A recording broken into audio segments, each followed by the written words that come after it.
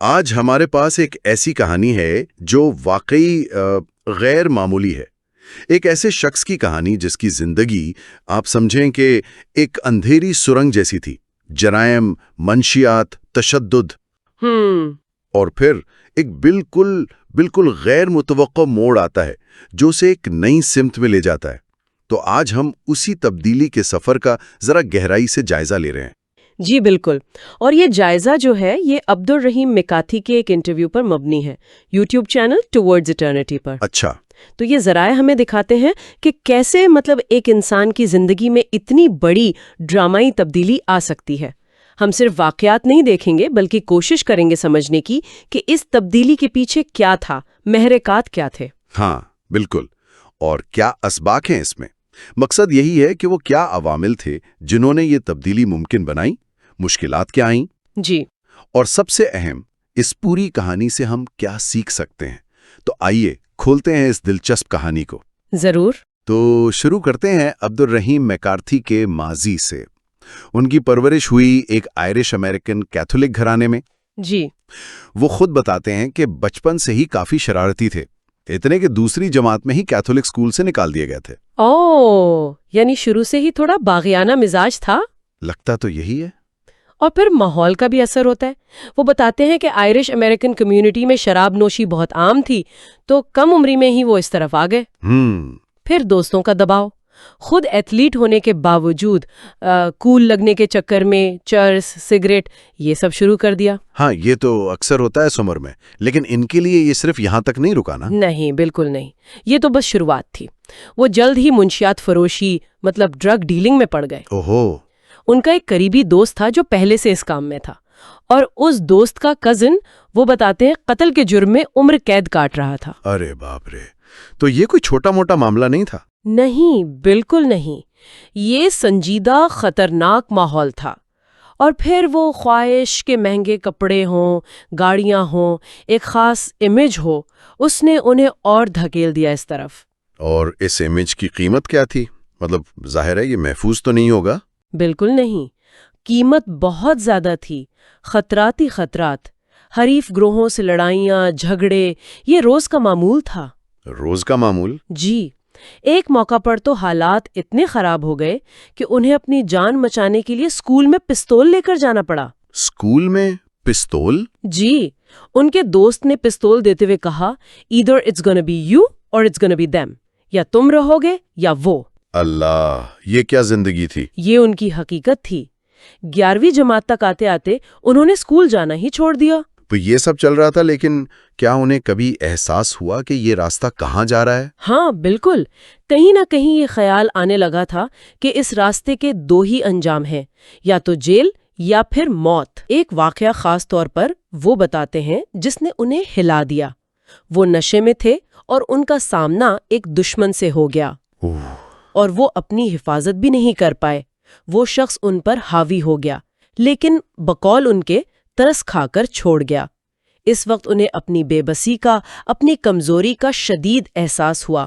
یہ شاید پہلا بڑا جھٹکا تھا کہ وہ کنٹرول میں نہیں ہے۔ جی شاید۔ اسی کے بعد 18 سال کی عمر میں انہوں نے اپنی زندگی کو منظم کرنے کی کوشش کی، لیکن اپنے انداز میں۔ اچھا، کیسے؟ انہوں نے 6 اہداف مقرر کیے، گولز۔ 6 اہداف؟ کیا تھے وہ؟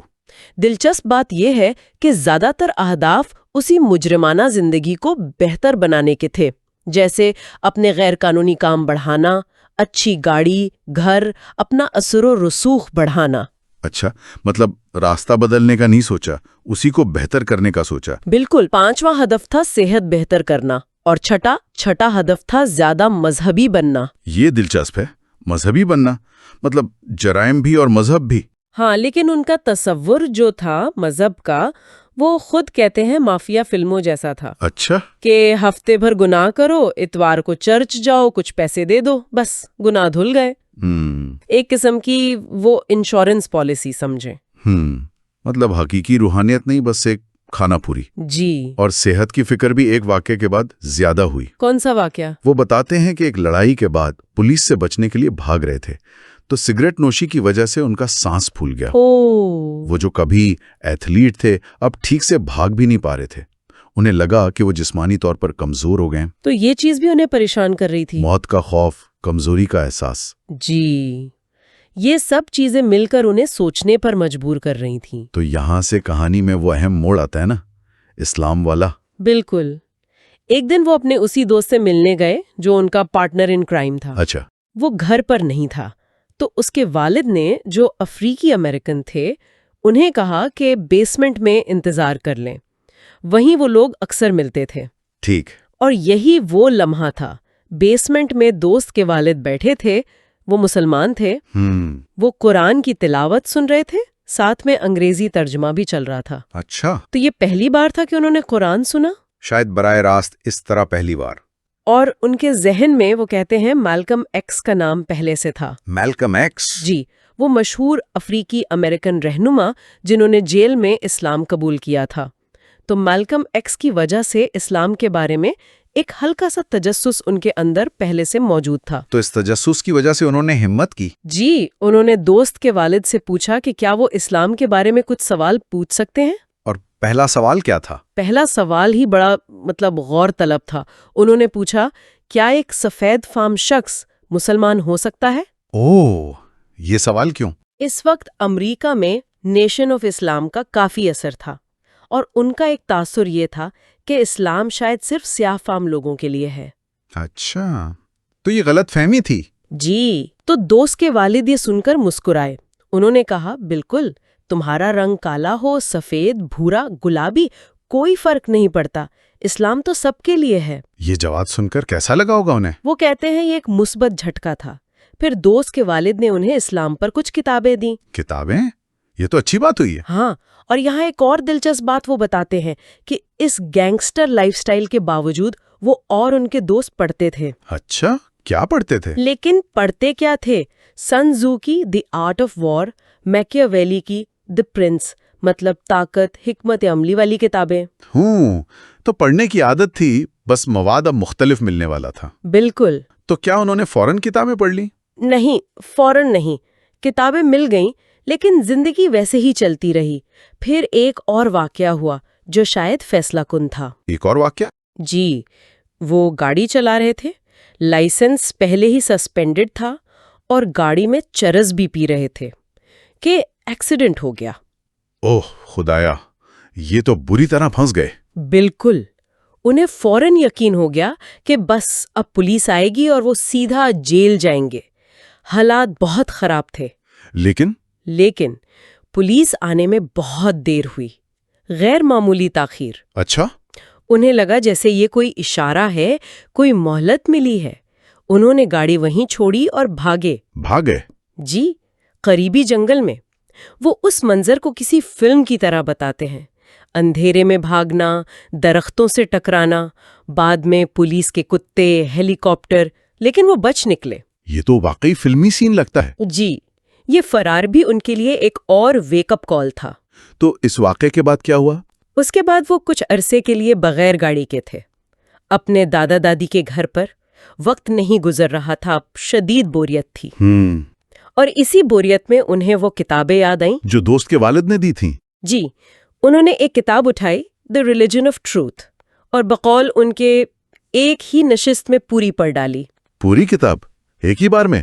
ضرور کوئی خاص بات لگی ہوگی۔ بہت خاص۔ وہ کہتے ہیں 4 باتیں تھیں جنہوں نے ان کے دل و دماغ پر قبضہ کر لیا۔ 4 باتیں؟ کون سی؟ پہلی چیز تھی اسلامی توحید، یعنی اللہ کا ایک ہونا۔ اچھا۔ یہ تصور انہیں تثلیث یعنی ٹرینٹی کے مسیحی عقیدے سے بہت مختلف اور زیادہ آپ کہیں سیدھا سادہ اور منطقی لگا۔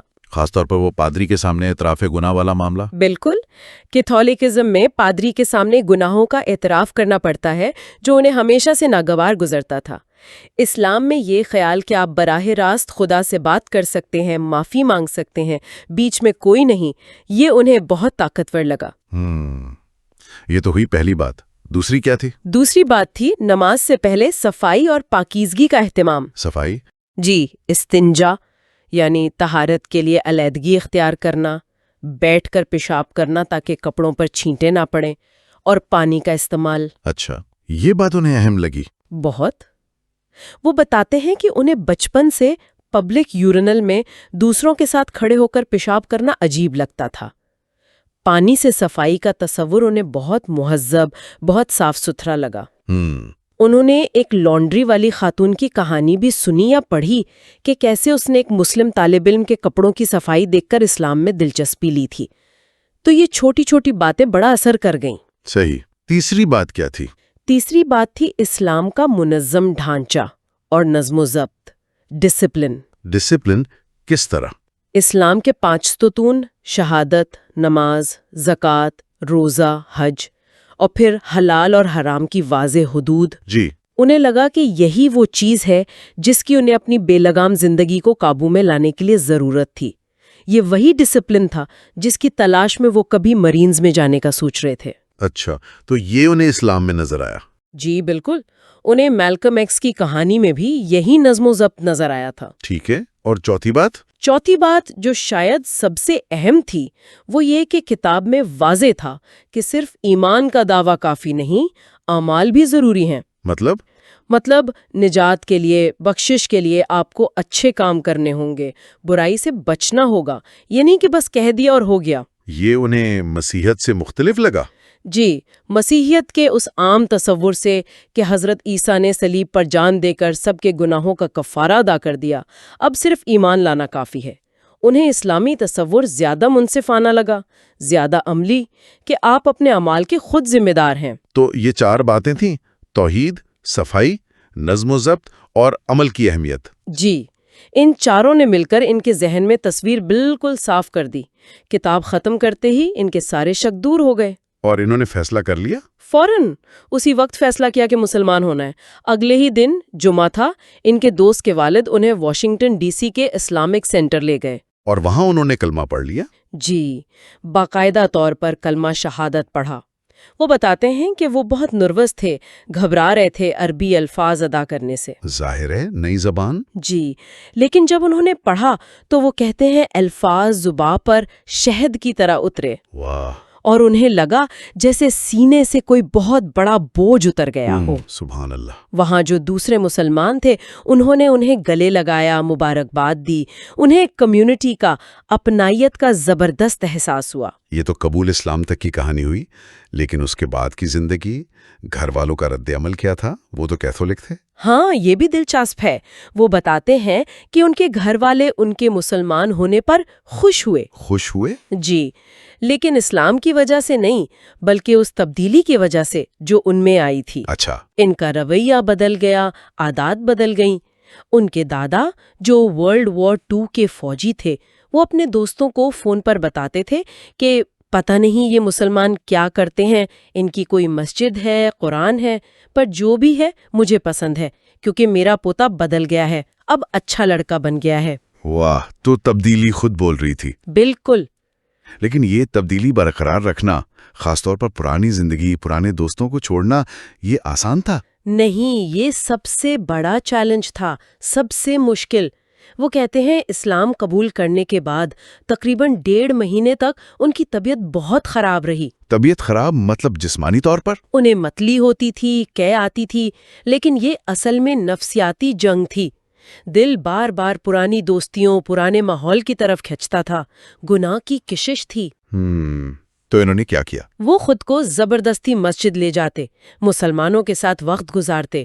کمیونٹی کا ساتھ بہت اہم تھا، ایک سہارا ملا۔ اور کوئی خاص بات جس نے انہیں مضبوط کیا ہو؟ ہاں، ایک پرانے دوست کا تانا۔ اس نے انہیں دیکھ کر کہا، اسے دیکھو، کہتا ہے مسلمان ہو گیا، پر اس میں اور ہم میں فرق کیا ہے؟ یہ بات لگی ہوگی؟ بہت۔